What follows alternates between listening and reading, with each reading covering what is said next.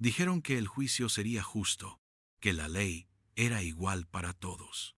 Pero desde el momento en que ella pisó la polvorienta estación de tren, el destino ya había sellado su veredicto. Era un lugar donde las sombras se alargaban con la misma rapidez con que las esperanzas se desvanecían, y donde el polvo del desierto parecía aferrarse a cada aliento de vida, pesado y sofocante. Una mujer con el vestido de novia manchado y el velo desgarrado como un ala rota, se tambaleó sobre el andén de madera astillada, su cuerpo un eco tembloroso de la batalla que había librado. El aire, denso y caluroso, olía a hollín, a metal y a sudor, una sinfonía de la miseria humana. Sus ojos, vacíos y distantes, reflejaban un paisaje interior desolado, un yermo donde solo la desesperación había florecido. Cada paso era una victoria momentánea sobre la gravedad. Cada respiración, un suspiro forzado de una existencia que se negaba a ceder. Sus delgados hombros se encorvaron bajo el peso invisible de una culpa que no era del todo suya, o al menos de una pena que la consumía desde dentro. El encaje blanco, antes símbolo de pureza y promesas, ahora parecía una mortaja, un sudario que anunciaba el fin de algo precioso y el comienzo de una pesadilla. Un gemido escapó de sus labios agrietados, apenas audible por encima del silbido distante de un tren que se acercaba o quizás se alejaba, de la misma forma en que su vida se escapaba entre sus dedos. La madera crujió bajo sus pies, un lamento discreto que acompañaba su colapso, un estruendo sordo. Su cuerpo, frágil como el cristal, se desplomó contra el andén, el velo dispersándose a su alrededor como espuma de mar, su blancura engañosa, contrastando brutalmente con la tierra oscura y la oscuridad que la había engullido. Un murmullo se extendió entre la escasa concurrencia de la estación, un coro de curiosidad y desprecio que siempre acompañaba a los forasteros en apuros, especialmente a aquellos con el estigma visible de un pasado turbulento. Las miradas se clavaron en ella, pesadas, juzgadoras, como flechas invisibles disparándose contra su indefensa figura. Eran rostros duros, curtidos por el sol y la vida, en un lugar donde la piedad era un lujo y la supervivencia una batalla constante. Un hombre alto, con un sombrero de ala ancha que ocultaba parcialmente su rostro, emergió de la sombra de la marquesina. Sus movimientos eran deliberados, cada paso una afirmación de su presencia. Se agachó junto a ella, su silueta recortándose contra el sol poniente, un espectro en medio de la desolación. La recogió con una facilidad sorprendente, como si su fragilidad no fuera más que una ilusión. Antes de que se adentren en esta historia, cuéntenos en los comentarios desde dónde nos ven, y suscríbanse si quieren más contenido como este. El mundo se inclinó sobre ella como una marea oscura. La conciencia, un hilo tenue y frágil, que amenazaba con romperse en cualquier momento. A través de la neblina, distinguió un rostro enmarcado por un sombrero de vaquero, ojos profundos que parecían portar el peso de innumerables atardeceres y distancias, y una cicatriz que trazaba un camino áspero sobre su mejilla. No era un rostro amable, pero tampoco cruel, solo estoico, inescrutable, como una piedra labrada por el tiempo y el viento. La sensación del suelo duro y frío contra su piel se desvaneció, reemplazada por la firmeza de unos brazos que la sostenían. El murmullo de la multitud se desvaneció, las voces convirtiéndose en un zumbido distante. El mundo exterior, una nebulosa, sin forma ni sentido. Su respiración era superficial, una serie de jadeos irregulares que apenas lograron llenar sus pulmones. Él la llevó lejos de las miradas curiosas, su paso firme y resuelto, ajeno al escrutinio y los susurros que lo seguían como una estela de humo. El olor a cuero, a tabaco y a tierra seca se aferró a ella, un aroma áspero y reconfortante a la vez. No habló, ni una sola palabra, solo el silencio que se interponía entre ellos, un silencio que era más elocuente que cualquier pregunta o exclamación. La luz del sol poniente se filtraba a través de las ventanas de un pequeño y austero consultorio médico, donde la colocó suavemente sobre una camilla. El doctor, un hombre viejo de barba gris y ojos cansados, se acercó, su rostro reflejando una mezcla de resignación y curiosidad. Sus dedos expertos examinaron su pulso débil, susurros sobre agotamiento y deshidratación que apenas lograron penetrar el velo de su semiconciencia. Ella intentó hablar, pero sus labios estaban resecos y sus cuerdas vocales parecían haberse encogido. Solo un sonido ronco y gutural escapó, un intento desesperado por aferrarse a la realidad, por explicar el torbellino de eventos que la habían arrojado a ese estado. En sus ojos, el pánico se mezclaba con una desesperación profunda, un miedo ancestral a lo desconocido que la paralizaba. La imagen de un tren alejándose se grabó en su mente. La visión de las vías férreas estirándose hasta el infinito, una promesa de escape que se había esfumado. El hombre se mantuvo al margen, observando, su presencia silenciosa pero innegable. La tensión en la habitación era palpable, un nudo apretado de preguntas sin respuesta y una incertidumbre que se cernía sobre el futuro de la mujer. La noche cayó, envolviendo el pueblo en un manto de sombras profundas. El doctor se marchó, dejándolos solos en el consultorio. Solo la tenue luz de una lámpara de queroseno iluminando el espacio. Ella seguía débil, pero la sed la obligó a un intento de incorporarse. El hombre se acercó con un vaso de agua, sus movimientos lentos y controlados. Ella lo miró, sus ojos vidriosos buscando alguna señal, alguna explicación, en su rostro impasible. Su mano tembló mientras tomaba el vaso, el agua fresca un bálsamo para su garganta. Fue entonces cuando él habló, su voz grave, con un tono que no dejaba lugar a dudas, ni a preguntas. «Te casaré», dijo, sin rodeos, sin piedad, como si anunciara el tiempo que haría mañana. Y en esa única frase, la desesperación que la había traído hasta allí se vio superada por una nueva, más profunda, más incomprensible. La proposición flotó en el aire, pesada y surrealista, una declaración que desafiaba la lógica y la esperanza. Un matrimonio sin nombre, sin historia, sin futuro, una unión nacida de la desesperación y la pura, cruda necesidad. Sus ojos, aún nublados por la debilidad y el shock, se aferraron a su rostro, buscando un indicio de burla o locura, pero solo encontró la firmeza inquebrantable de una decisión tomada. ¿Un vaquero? ¿Un extraño? ¿Por qué?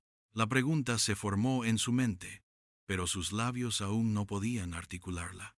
El doctor había regresado, con un semblante serio, y el silencio de la habitación se hizo más denso, cargado con el peso de la situación. Él había sido testigo de la propuesta, su presencia un testimonio mudo del acuerdo tácito. Un destello irrumpió en su mente, una imagen fugaz de un banquete nupcial, mesas adornadas con flores marchitas, miradas hostiles que se clavaban en ella como dagas, el murmullo de acusaciones que la seguían como una sombra, el recuerdo de un hombre, su prometido, con ojos fríos y una sonrisa forzada, un títere de su padre, cuyo poder era ilimitado, y su crueldad legendaria. El peso del compromiso era tan asfixiante como el vestido de seda que la aprisionaba. Esa tarde, la sombra de su futuro se cernió sobre ella, una jaula dorada que la esperaba. El padre de su prometido, una figura imponente y despiadada, había dictado su destino. No era un matrimonio de amor, sino una transacción fría, una alianza de poder y avaricia. Ella era una moneda de cambio, un peón en un juego de ajedrez donde las vidas se movían sin consentimiento. La ceremonia había sido una burla cruel, un desfile de hipocresía y conveniencia. Su corazón latía con la fuerza de un pájaro atrapado, golpeando contra las costillas, anhelando la libertad que se le negaba. La huida no fue una decisión, sino una reacción visceral, un instinto de supervivencia. Escapó de la mansión bajo el manto de la noche, las calles empedradas reflejando el tenue brillo de la luna, cada paso un eco de su desesperación. Corrió, con el vestido blanco ondeando a su alrededor como una bandera de rendición, mientras las voces de los sirvientes que la perseguían se mezclaban con el siseo del viento, un coro de condena y miedo. Era una esclava en huida, una prisionera de un destino que no había elegido. El tren se había presentado como una esperanza, una vía de escape hacia el horizonte, una promesa de anonimato y olvido. Se deslizó en un vagón de carga, entre sacos de grano y cajas polvorientas, el traqueteo de las ruedas una nana macabra que arrullaba su terror. Pero la huida no había sido perfecta.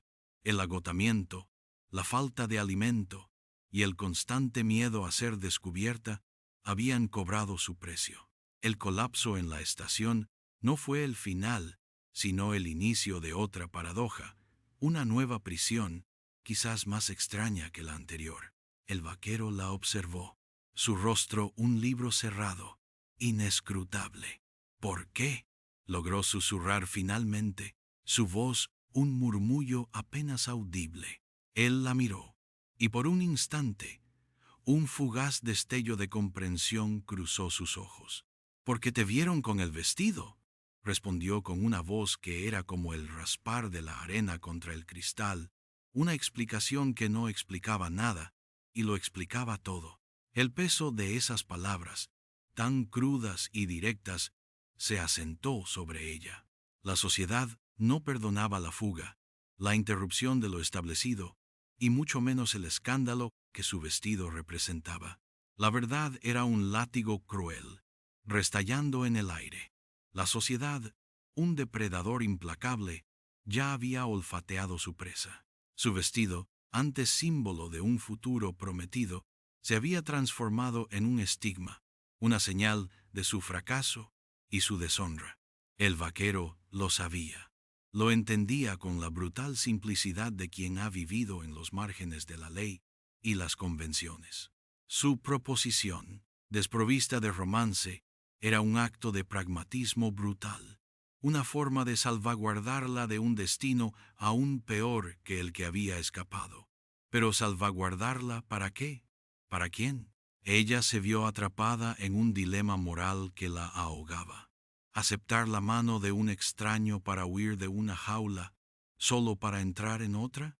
¿Era este hombre un salvador o un mero oportunista, un espectador curioso que había decidido tomar las riendas de su miseria? La ambigüedad de sus intenciones la carcomía, la dejaba en un estado de desorientación aún más profundo. No había visto piedad en sus ojos, pero tampoco malicia, solo una fría, calculadora determinación. Era un hombre de pocas palabras, pero sus silencios eran ensordecedores, llenos de un subtexto que ella no lograba descifrar. La tensión en la habitación era un manto pesado, casi asfixiante. Entre ellos, el doctor, su rostro surcado por profundas arrugas, interrumpió el silencio, su voz suave pero autoritaria. «Señorita, él tiene razón. Aquí, un escándalo como el suyo puede significar el fin de su existencia, o algo peor. Él le ofrece una salida, una identidad. La gente hablará, pero es un camino. Usted decide». Sus palabras resonaron con la dureza de la verdad, un recordatorio del juicio implacable al que se enfrentaba. La elección, si es que podía llamarse así, era entre la espada y la pared. La condena social, la casa, el escarnio público, o una nueva vida, una fachada, con un hombre cuya historia desconocía. Un flashback, más vívido y doloroso que los anteriores, la invadió. La discusión con su padre, un hombre de hierro y voluntades, su voz, un trueno que resonaba en el gran salón. «Eres una mercancía, hija, una inversión. Tu deber es asegurar el futuro de esta familia. No hay amor, solo contratos. El dolor de sus palabras, la humillación, la sensación de ser un objeto, una herramienta en manos de otros. Esa noche, el grito silencioso de su alma se había ahogado en sus propias lágrimas. Su defecto, quizás, era su incapacidad para someterse por completo, su espíritu indomable que aún se aferraba a la idea de la libertad, aunque fuera una ilusión. El vaquero se levantó, su figura alta proyectando una sombra ominosa sobre ella. Tengo una hacienda, necesito una esposa, una figura para el pueblo. Yo no pregunto, tú no preguntas. Es un acuerdo, dijo, su voz monótona, desprovista de cualquier emoción. Su propuesta no era un ruego, sino un edicto. Ella lo miró, sus ojos, antes vacíos, ahora llenos de una chispa de desafío. ¿Podría sobrevivir a esto? ¿Podría construir una vida, por falsa que fuera, en un lugar donde la desesperación y la oportunidad se mezclaban? Era una apuesta, un salto al vacío, pero la alternativa era el abismo. El tiempo se estiraba, cada segundo una eternidad, mientras la decisión flotaba en el aire, irreversible. La noticia de la novia fugitiva y el vaquero silencioso se extendió por el pueblo como un incendio en el pastizal seco. Las cabezas se giraban en la calle, los susurros se enredaban en el aire, y las miradas curiosas se convertían en flechas envenenadas que la traspasaban. El escrutinio público era un tormento, un recordatorio constante de su condición de forastera, de la mancha que su historia, aunque desconocida para la mayoría, había dejado en el tejido moral de esa pequeña comunidad. Las mujeres, con sus manos enguantadas y sus labios finos, intercambiaban cotilleos detrás de los visillos, sus prejuicios tejiendo una red invisible de condena. Los hombres, sentados en el porche de la cantina, la observaban con una mezcla de morbo y desconfianza, la sombra del juicio proyectándose sobre su figura. Ella intentaba pasar desapercibida, su mirada baja, sus movimientos restringidos, pero el vestido de novia, aunque ahora limpio y remendado, seguía siendo un faro, un símbolo de su pasado que se negaba a desaparecer. Era la mujer del vaquero, una identidad impuesta, carente de su propio nombre, desprovista de su propia historia. La ironía era palpable.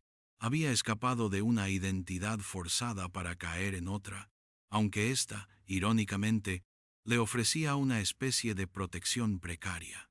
El vaquero, a quien el pueblo llamaba simplemente Silas, parecía ajeno a los susurros, su estoicismo una barrera impenetrable, pero ella sentía el peso de las miradas, la constante evaluación, el juicio silencioso que la seguía como una sombra. Las figuras estereotipadas del pueblo comenzaban a emerger, cada una reflejando un aspecto de los prejuicios y conflictos sociales más amplios. El tendero, un hombre corpulento con ojos pequeños y astutos, le cobraba de más por cualquier artículo, su mirada deslizándose sobre ella con un aire de superioridad moral. La mujer del reverendo, con su rostro arrugado y su Biblia siempre a mano, le dedicaba sermones velados sobre la moralidad y la redención perdida. Sus palabras, más que consuelo, eran una afrenta sutil. El sheriff, un hombre de pocas palabras y mirada penetrante, la observaba con una vigilancia constante, como si esperara el momento en que su verdadera naturaleza se revelara. Una tarde, mientras compraba provisiones, una mujer joven, con un velo de pureza casi ostentoso, se acercó a ella, sus palabras goteando veneno. Dicen que huiste de tu boda.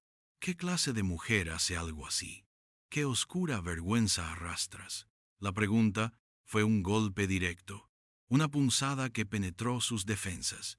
Ella no respondió, solo la miró, sus ojos reflejando una mezcla de dolor y una fuerza emergente.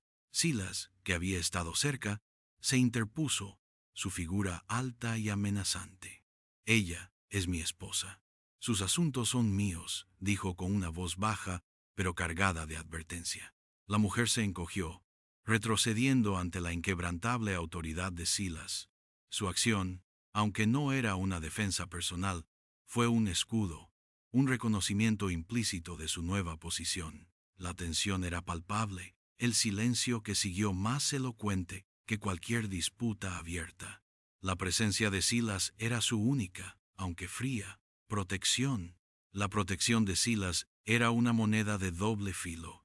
Si bien la resguardaba de la hostilidad abierta del pueblo, la mantenía confinada en un matrimonio sin amor, sin palabras, sin conexión.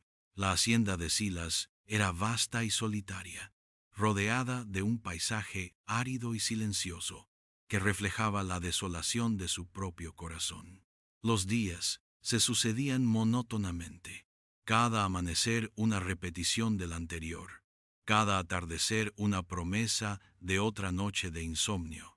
Realizaba las tareas domésticas con una eficiencia mecánica, sus manos ocupadas, su mente vagando por los laberintos de su pasado, un pasado que se negaba a soltarla. Una tarde, mientras cosía cerca de la ventana, la luz del sol crepuscular teñía de oro el polvo suspendido en el aire. Un hilo suelto en el dobladillo de su vestido, una cicatriz invisible, la arrastró de nuevo a los días de su juventud, a la raíz de su defecto. No era la hija que su padre había deseado. Había querido un heredero varón, un sucesor para su vasto imperio de tierras y negocios. Ella, una niña, había sido una decepción, una carga. Su padre, un hombre de ambición desmedida, no había visto en ella más que un activo para ser negociado. Su educación había sido rigurosa, no por amor al conocimiento, sino para hacerla una mercancía más valiosa en el mercado de las alianzas. Le enseñaron a tocar el piano con destreza, a hablar varios idiomas, a moverse en sociedad con la gracia de una bailarina, pero nunca a amar, a sentir, a ser ella misma. Su madre, una figura etérea y triste, había intentado protegerla, pero su propia debilidad la había condenado. La vio en el jardín, con la mirada perdida en el horizonte, las lágrimas silenciosas deslizándose por sus mejillas. «Sé fuerte, mi niña», le había susurrado una vez, su voz apenas un hilo. «No dejes que te rompan». Esas palabras se habían grabado en el alma de la joven, una semilla de resistencia que germinó en secreto. La moralidad ambigua de su pasado no era un acto de maldad, sino una rebeldía silenciosa, una negativa a ser consumida por el sistema que la había creado. Había intentado escapar de esa jaula de mil maneras, a través de los libros, de la música, de los sueños, pero su destino la había alcanzado. El hombre con quien iba a casarse, un noble sin alma, había visto a través de su fachada, había visto la chispa de desafío en sus ojos, la negativa a ser domesticada por completo, y eso, en lugar de disuadirlo, lo había atraído, como un cazador atraído por la presa más salvaje.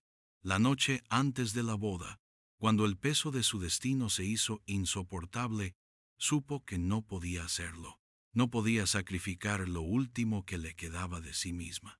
La decisión de huir no fue solo un acto de desesperación, sino un acto de supervivencia, una afirmación de la última brizna de su humanidad. El velo de su vestido, antes símbolo de pureza, se había convertido en el sudario de su antigua vida. Ella no era una novia fugitiva porque despreciara el amor, sino porque su alma se negaba a ser comprada y vendida.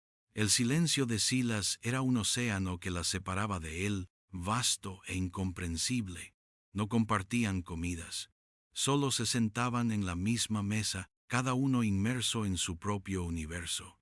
Las tareas cotidianas se convirtieron en un ritual vacío, una danza sin música, sin emoción. La hacienda, grande y solitaria, ofrecía una especie de santuario, pero también una cárcel sin barrotes, donde el único carcelero era el silencio. Ella había aprendido a descifrar el lenguaje de sus pasos, el siseo de sus espuelas, el leve cambio en el tono de su voz cuando daba órdenes a sus peones. Eran pequeñas victorias en su intento de comprender al hombre que, por alguna razón que aún le era esquiva, la había salvado. La tensión se acumuló con la llegada de un telegrama, una pieza de papel frágil que traía consigo el olor a su pasado, el eco de los tambores de guerra que la habían perseguido. El telegrama no decía mucho, solo una fecha y un nombre: U.S. Thorne. Silas lo leyó, su rostro un mapa inescrutable. Ella lo sintió en el aire, el cambio en el ambiente, la sutil alteración en el ritmo de sus movimientos. La presencia de su pasado se cernía sobre ellos, una nube oscura que amenazaba con descargar una tormenta. Los rumores del pueblo se intensificaron, las miradas se volvieron más penetrantes, los susurros más audibles. La novia fugitiva no había escapado del todo. Un día, mientras Silas estaba fuera, un grupo de hombres a caballo se acercó a la hacienda. Sus rostros eran duros, sus miradas frías, sus pistolas enfundadas, pero claramente visibles. Liderando el grupo estaba un hombre con un traje caro, un rostro familiar que la hizo palidecer. Era el primo de su prometido, un hombre con una sonrisa cruel y ojos que brillaban con malicia. Él la había buscado, el eco de su deshonra resonando hasta los confines de esas tierras remotas. Así que aquí estás, fugitiva. ¿Pensaste que podrías esconderte en este agujero de polvo? Espetó con una risa gélida que le heló la sangre. El miedo, un viejo compañero, regresó con una fuerza abrumadora. El hombre demandó saber el verdadero estado de su matrimonio.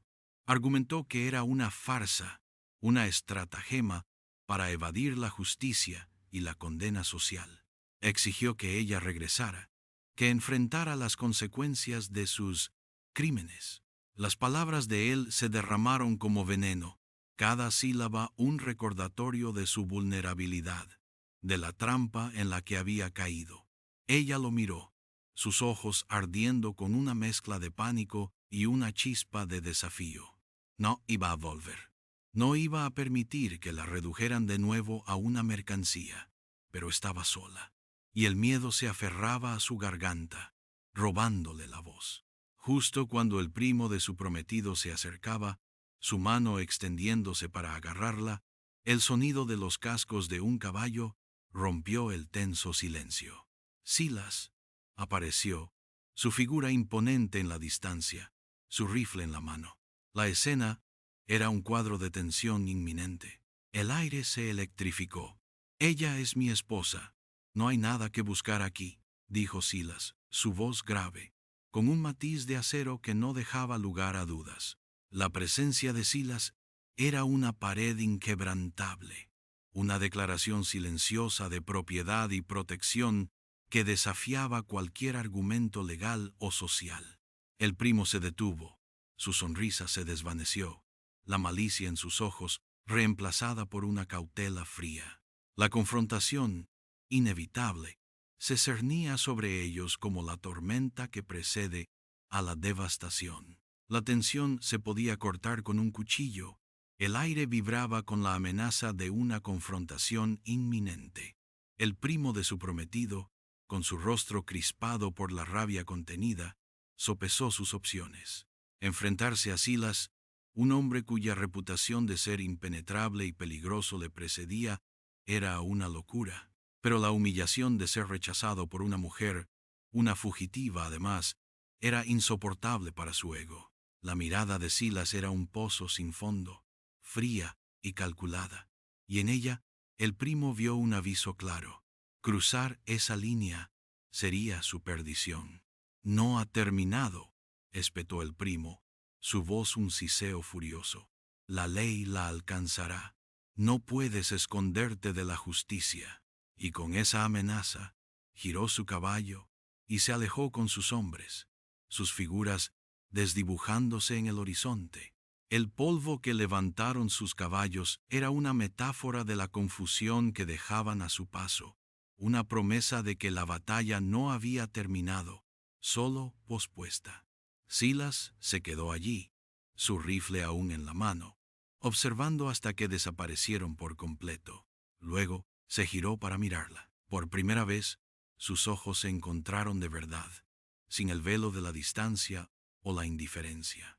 En los suyos, ella vio algo más que estoicismo, una fatiga profunda, una sombra de algo que se asemejaba a la preocupación, o quizás a una forma de responsabilidad.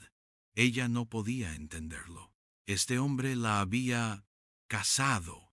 Sin preguntarle su nombre, había asumido una carga sin razón aparente. ¿Por qué?, preguntó de nuevo, esta vez con una voz más fuerte, la desesperación y la curiosidad entrelazadas. Él suspiró, un sonido áspero que parecía salir de lo más profundo de su ser. Porque el pueblo es un pozo de víboras, y mi reputación, aunque dura, puede servir para algo. Su voz era baja, pero cada palabra resonaba con una honestidad brutal. No quería que te destrozaran. No como a otros.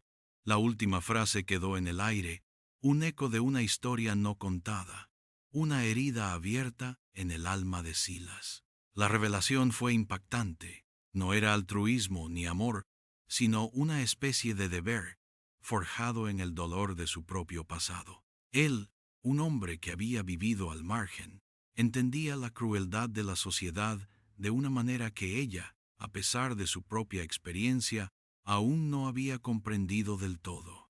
Un flashback fugaz, pero decisivo, iluminó su entendimiento. Silas, un muchacho joven, presenciando la lapidación social de una mujer en su propio pueblo, acusada de un crimen que no cometió, solo por ser diferente, no convencional. El recuerdo del odio en los ojos de la multitud, la crueldad desmedida, el silencio cómplice de los hombres de bien. Ese día, algo se rompió en Silas, y algo se forjó. Él había prometido que nunca permitiría que la injusticia se repitiera bajo su mirada, no si él podía impedirlo. Su matrimonio no era amor, sino una promesa silenciosa, un acto de resistencia contra la hipocresía del mundo. La tensión en la hacienda se disolvió, reemplazada por la cruda, impactante verdad. Él no era un salvador, sino un protector, forjado en el crisol de su propia experiencia. La verdad se cernía sobre ellos, un entendimiento silencioso que reemplazaba la tensión.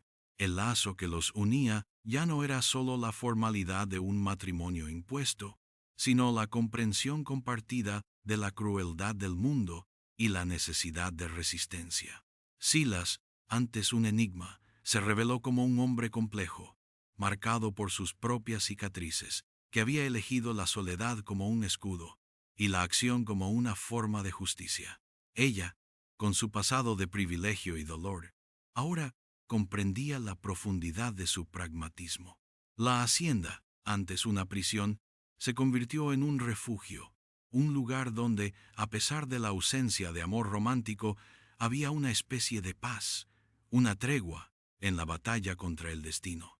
Los días posteriores a la confrontación con el primo fueron de una calma extraña. El pueblo seguía murmurando, pero la resolución inquebrantable de Silas había ahuyentado a los más osados. Las miradas se volvieron más cautelosas, el escrutinio menos agresivo. Había una nueva, aunque frágil, aceptación de su presencia, no como la novia fugitiva, sino como la esposa de Silas. Una identidad que, aunque aún prestada, le ofrecía una seguridad que nunca antes había conocido. Ella comenzó a explorar la hacienda, los vastos campos, los arroyos secos que serpenteaban como venas en la tierra.